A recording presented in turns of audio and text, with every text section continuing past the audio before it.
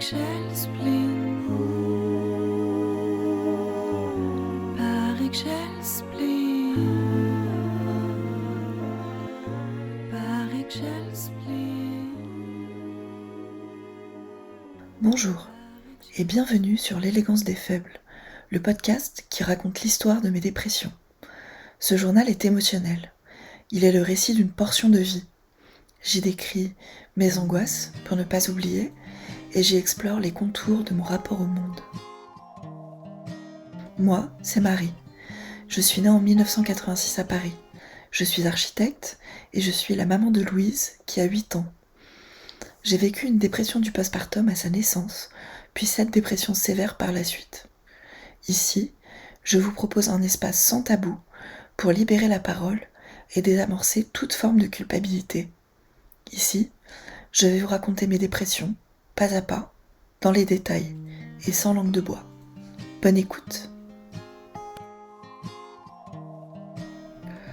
Premier épisode, le monde dépressif.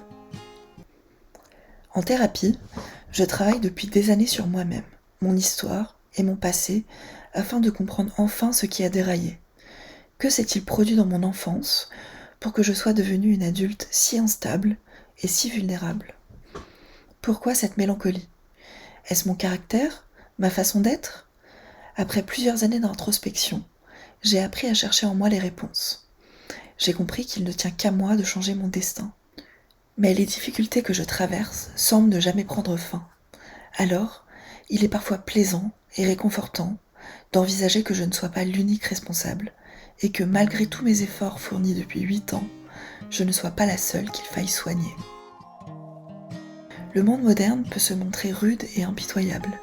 Certes, mon monde intérieur me maltraite, mais le monde extérieur n'est pas exempt de toute responsabilité.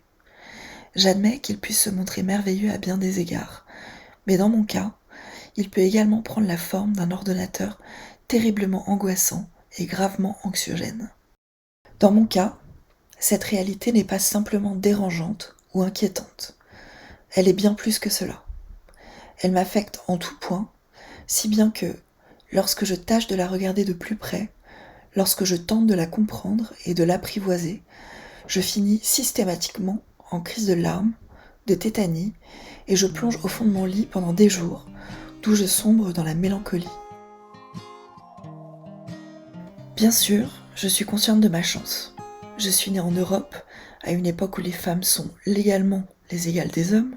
J'ai le droit de vote, la possibilité de faire des études. Je suis blanche, je viens d'une famille aisée qui m'a poussée à me cultiver et qui a stimulé mon intellect. Je n'ai jamais manqué de rien. J'ai été aimée et protégée. Je suis en bonne santé physique. J'ai accès aux soins et aux congés payés. Je n'appartiens pas aux populations oppressées. Enfin, je suis une femme quand même. Je suis architecte. Mon statut est valorisé par la société. Je gagne suffisamment ma vie. J'ai eu la chance de voyager. Je suis la maman d'une petite fille en pleine santé de 7 ans et mon homme m'aime à la folie. Malgré toutes les avancées et le confort que nous offre ce monde, ces progrès indéniables ont laissé bien des choses de côté. Et les conséquences de cette mise à pied ne sont pas anecdotiques, mais au contraire bien tangibles et bien plus souvent qu'elles n'y paraissent, dévastatrices. Il y a peu, je faisais des courses et mon regard a été attiré par un stand de tisane de CBD.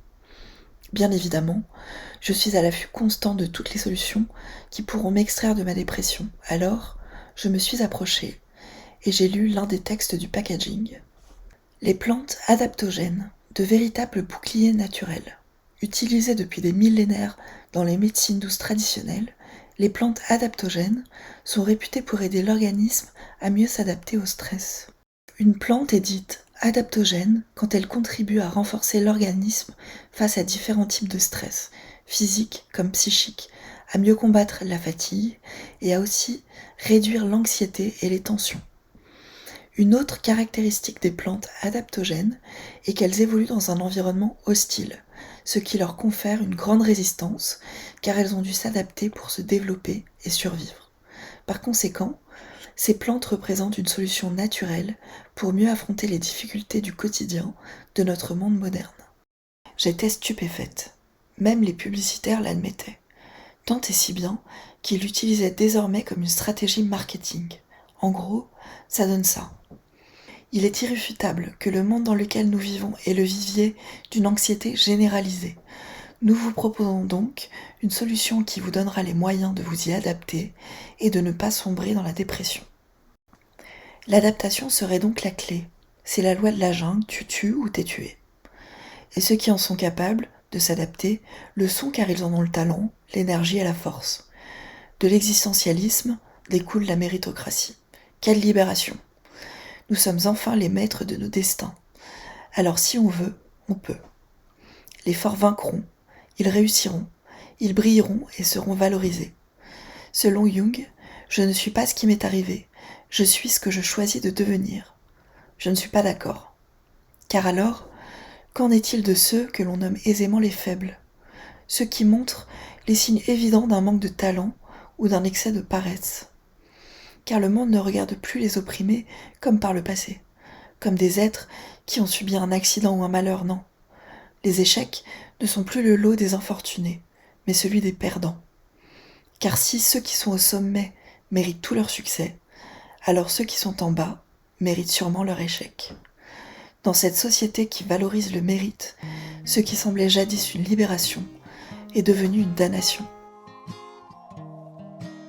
J'ai connu les deux aspects de cette belle idée. Jeune adulte, j'étais forte et entreprenante.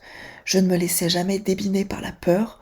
Je pensais d'ailleurs que les faibles n'étaient pas assez volontaires et qu'ils étaient souvent les responsables de leurs échecs. Je n'étais pas à l'aise avec la tristesse. Je pense que j'avais peur d'être contaminée par elle. C'est très simple, me disais-je. Plus on se morfond et qu'on s'apitoie sur son sort, plus on s'affaiblit. Il suffit de le vouloir pour s'extraire de cette morosité ambiante. Il suffit de refuser de se laisser affecter par elle. Les victimes le restent par choix, et la détresse psychologique n'est qu'un état d'esprit. Il suffit de se répéter que rien n'est grave, que demain ça ira mieux, et surtout, il faut continuer d'avancer et d'agir. Il ne faut pas non plus trop parler de sa tristesse, car le fait d'en parler, c'est lui donner la légitimité d'exister. Il faut se concentrer sur le positif et s'y accrocher sans faiblir. Je me souviens de ma meilleure amie lorsque j'avais une dizaine d'années. Elle vivait dans un contexte familial difficile et peu sécurisant. Elle était pourtant joyeuse et souriante. Mais lorsqu'elle vécut une crise d'angoisse tandis que nous passions une après-midi chez moi, je ne l'ai pas supportée. Elle s'est assise dans l'escalier et a posé sa tête sur ses mains. Elle pleurait et n'arrivait plus à respirer. Lorsque je lui ai demandé ce qui se passait, elle m'a répondu qu'elle ne le savait pas. Je ne comprenais pas. Pourquoi était-elle dans cet état si rien n'allait mal? Pourquoi faisait-elle tant de raffus pour une chose qui n'existait pas? J'étais agacée face à tant de faiblesse, et je n'appréciais pas qu'elle se positionne en victime. Elle n'avait qu'à me demander de l'écouter si elle avait un souci. Et puis, ce n'était pas en s'apitoyant sur son sort qu'elle irait mieux. Au contraire, c'était en affrontant les problèmes la tête haute et le sourire aux lèvres qu'elle vaincrait. C'est ce que je faisais moi. D'ailleurs, je réalise qu'avant ce jour, j'avais toujours envisagé ses difficultés scolaires comme la rançon de son manque de sérieux et de son désintérêt pour l'apprentissage. Or, la vérité était ailleurs, bien loin de ce que j'étais en mesure de percevoir à ce moment-là. Aujourd'hui, je comprends la difficulté et la peine. Je connais la tragédie et le désespoir. Et je me surprends à rêver d'un monde dans lequel nous pourrions croire, collectivement et de toutes nos forces, que nous avons tous des chances de réussir. Mais également que nous pouvons tous tomber, que nous soyons bons ou mauvais, talentueux ou non, forts ou non, volontaires ou paresseux. Un monde où l'échec ne serait pas seulement le lot des uns, et dans lequel chacun mériterait la compassion plutôt que le mépris. Bien sûr, ce rêve est utopique, et n'a que peu de place dans un monde où l'individu prime sur la communauté. L'idée que le succès de l'individu passe avant le succès de la communauté ne peut pas valoriser tous les hommes, car nous avançons les uns contre les autres. L'attrait pour la communauté et l'intelligence émotionnelle sont réservés à ceux qui n'ont plus d'espoir. Si nous réussissons, nous réussissons seuls. Si nous échouons seuls. Dès lors, nous devons faire face à nos accomplissements et à nos échecs seuls. Et il n'y a que peu de satisfaction à cela, surtout quand tout va mal. Quand nous réussissons, nous sommes encensés par le groupe, car nous avons accompli notre destin seuls face au monde. Quand nous échouons, nous sommes rejetés, bannis, fuis, emprisonnés, placés. Être malheureux n'est pas à la mode dans un monde qui place l'individu au centre. Être malheureux est contre-productif et inefficace. Cela ne permet ni d'accéder au pouvoir, ni de s'enrichir. Cela ne sert à rien. Ma dépression m'a fait perdre nombre de mes amis, mais aussi mon travail et certains membres de ma famille.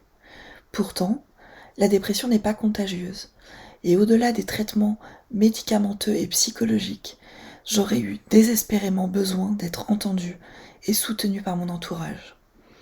Il est déjà très douloureux d'être malheureuse, mais les sentiments de honte et de culpabilité ne font que s'intensifier face au rejet massif par le monde.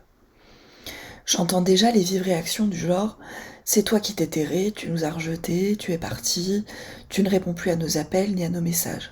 Tu vis comme un ermite, tu ne viens jamais quand on t'invite à sortir, tu ne parles pas, tu ne nous dis même pas que tu vas mal. Et puis tu n'as pas l'air triste, tu souris, tu ris. » J'ai souvent entendu ces mots. C'est vrai que je fuis et que je me terre. C'est vrai que je fais semblant d'aller bien, car je ne veux pas être une déception pour mes proches.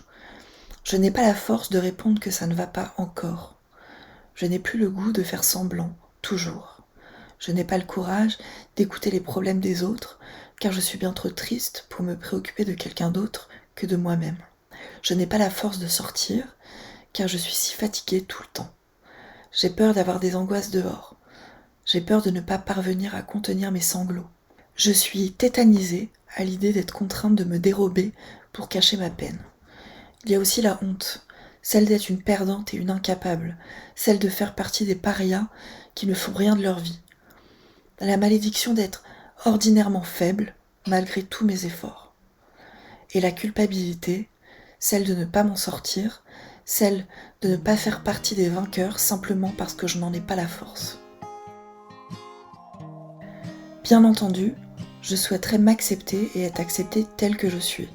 Je suis souvent mélancolique, mais il m'arrive également de vivre des instants merveilleux remplis de bonheur et de joie. C'est le monde qui me résume à ma peine, et moi, fragile et vulnérable, je le laisse me convaincre qu'il a raison. Mon quotidien est parfois difficile. Je souffre beaucoup et souvent. J'ai des difficultés à garder un emploi, à m'occuper de ma fille et à supporter le cadre de la routine. Je n'ai pas d'économie, car j'ai souvent été au chômage. Je vis dans un 25 mètres carrés à 37 ans. Je suis séparée du père de ma fille. Je n'ai pas de voiture ni d'action. Dernièrement, j'ai contracté un prêt afin de devenir propriétaire de mon mini-appartement. Et tandis que le banquier examinait minutieusement ma situation financière, il s'étonna. « Étant donné votre âge et vos revenus, je suis surpris que vous n'ayez pas davantage d'épargne. Je ne remplis pas les cases de la réussite à l'occidentale. Pourtant, je suis tant de belles choses quand j'ai suffisamment de lucidité pour les voir. Quand je mets de côté la déception de mon échec individuel et que je cultive ma vie, belle et ordinaire, en moi et auprès des autres, emplie de tant de petits plaisirs et d'héroïsme quotidien. Dans ces rares moments de plénitude, je suis sereine, je suis en paix et je suis heureuse. La société de consommation, l'individualiste, l'existentialiste, me somme d'exposer ce que je possède, mes biens immobiliers, mes accessoires, mes bijoux, mes vêtements, mes voitures, mais également ce que je suis, mon travail, mes loisirs, mes enfants, ce que je mange, ce que je pense. Il ne s'agit pas simplement de consommer des biens matériels, il s'agit de me consommer moi-même, car oui, il faut bien que je justifie de mon existence. Réduite à cette existence consommatrice du « j'ai tout et je fais tout », être et avoir, je ne les distingue même plus. Le « je » est tout ce qu'il me reste. Que possède-t-on lorsqu'on n'a rien que soi-même ? S'interrogeait Arendt. Il faut absolument se montrer pour exister dans notre monde. Alors moi qui ne me montre pas, qui suis introvertie et qui n'aime pas être au centre de l'attention, je suis en exil social. J'ai passé des entretiens d'embauche il y a quelques mois et régulièrement, la même question m'était posée. Pourquoi ne t'a-t-on pas trouvé sur TikTok, sur Facebook, sur LinkedIn ou Instagram ? Ce à quoi je répondais, je ne suis pas sur les réseaux sociaux. Ne pas être sur les réseaux était en fait une source d'inquiétude pour mes potentiels employeurs. Car ne pas me montrer, ne pas parler de moi ni de ma vie, revenait à admettre que j'avais des choses à cacher, peut-être même un passé obscur, qui sait. Ne pas exister sur les réseaux revient à ne pas exister aux yeux du monde, car si je ne me montre pas, personne ne peut me voir, et si personne ne peut me voir, alors je n'existe pas. Pas plus que d'exister sur les réseaux, je ne regarde les informations, le fameux JT de 20h. Autrefois, j'étais persuadée qu'il était nécessaire de m'informer quotidiennement sur l'état du monde, pour savoir, connaître, maîtriser les sujets. Chaque matin, je sortais de mon lit, je me préparais un café, et j'allumais la télévision pour regarder les infos, pour ne pas être exclue des conversations lors des dîners un peu arrosés, et pour paraître cultivée, pour me forger mon avis que je tenterais d'imposer autour d'un bon repas et d'un ballon de vin. Mais lorsque je vécus ma première dépression, je réalisais alors que les médias, omniprésents dans ma vie, étaient l'une des sources de mes angoisses. Les JT dirigeaient systématiquement mon attention vers l'effroi, l'inquiétude et la rage. Les guerres, les génocides, le terrorisme, la hausse des prix, les grèves, les conflits de religion, les méandres de la politique. Chaque jour, un condensé du pire de ce monde m'était jeté à la figure, sans jamais, rarement, en proposer une alternative positive, eut égard à la beauté, au respect, à la paix, à la bonhomie ou à la décence. Car la misère, la guerre, les massacres et la pauvreté font mieux vendre apparemment. Il ne faudrait pas perdre de l'audimat. Face à cette réalité impitoyable, je me sentais impuissante. J'étais indignée face au monstre tyrannique et je perdais de vue ce qui revêtait le plus d'importance. Me concentrer sur mes expériences personnelles et agir concrètement à l'échelle de ma propre vie. J'espère que cet épisode vous a plu.